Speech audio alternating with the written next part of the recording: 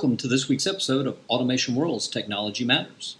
In this episode, we'll be looking at how 5G wireless communications could change manufacturing as we know it. We'll also look at the new release of Emerson's Plantweb Optics featuring augmented reality technology for asset management. And we'll look at the publication of best practices and leadership guidelines for executing virtual factory acceptance tests, an important advance in the FAT process considering the COVID-19 pandemic. Let's start off by looking behind all the buzz surrounding 5G and manufacturing. Now, despite the fact that 5G standardization is still ongoing and industrial use cases are still only in the early pilot stages, many experts say that manufacturers shouldn't stand still waiting for these forthcoming 5G technologies and compatible products to emerge into full-scale ecosystem products that they can buy. Instead, they advise manufacturers to move forward now with mapping out new wireless communication strategies built around the latest variation of 4.9G LTE technology, which they claim can deliver many of the advanced industrial applications promised by 5G while providing the most direct route to full 5G implementation when it does become available. Now, while wireless has been fairly well adopted across industry over the past decade, its performance has shown it to be not quite ready for prime time when it comes to mission-critical control communications. 5G, however, promises to deliver the low latency, high reliability, and secure communications needed for both the adoption of the industrial Internet of Things and Industry 4.0 manufacturing. And this includes the flexibility to handle factory floor layout changes and the scalability to deploy numerous new sensors and devices.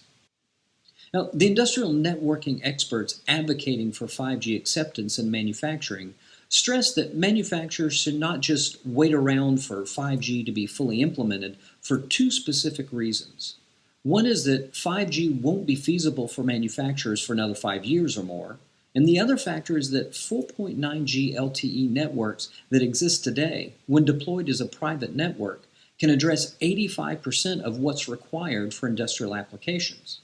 Now, as an example of this, Ericsson, in collaboration with China Mobile, is testing a 4.9G LTE use case in its Nanjing, China factory, where cellular Internet of Things networks and cloud-based machine learning algorithms automatically monitor around 1,000 high-precision connected screwdrivers for improved tracking of tool use for predictive maintenance. Now, another Ericsson factory in Estonia is also piloting a broadband IoT application using 4.9G LTE around the use of augmented reality for streamlined troubleshooting of electronics boards. Now, this test case involves exchanging paper-based work instructions for a hands-free visual environment that facilitates just-in-time information sharing. Now, of course, upgrading to 5G won't be easy or inexpensive, because manufacturers will have to upgrade all kinds of legacy equipment with new sensors and 5G cellular modems, in addition to partnering with 5G carriers or obtaining radio spectrum licenses to build out their own private 5G networks, which is what many large manufacturers in Germany, like BMW, Bosch, Volkswagen, and BASF, are already doing. Now, you can read more about this by visiting the URL shown here. Now, earlier this year, I was able to catch a preview of Emerson Automation Solutions Plantweb Optics with a new augmented reality feature. Now, the update to Plantweb Optics featuring this technology, which is version 1.6, has now been released. If you're not familiar with Plantweb Optics, Peter Zornio, Chief Technology Officer at Emerson Automation Solutions, he describes it as a system capable of delivering an automatic asset health score that lets you know, based on all the data collected, what the health of that asset is. And if the asset is not operating properly, it provides you with the recommended actions.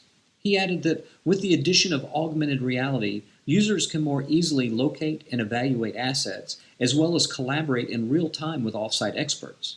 He said that having this augmented reality capability integrated into an asset management system means that users can execute work orders based on direct insights from the assets.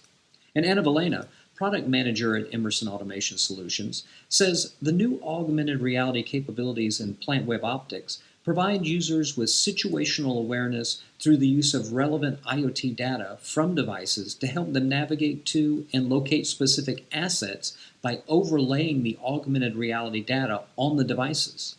This augmented reality data displays the current status of those assets and helps users understand what problems a specific asset may have, as you can see here in the video that I shot while at Emerson headquarters in Austin, Texas last February for the preview. Now visit the URL shown here to learn more about this update to Plantweb Optics.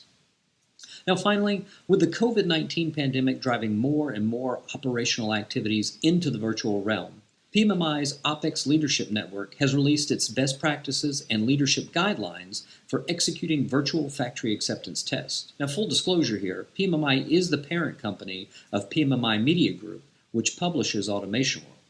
Now, this addendum to the existing factory acceptance test playbook from PMMI addresses how to most effectively use communication and connection technologies to allow manufacturers to interact remotely with original equipment manufacturers.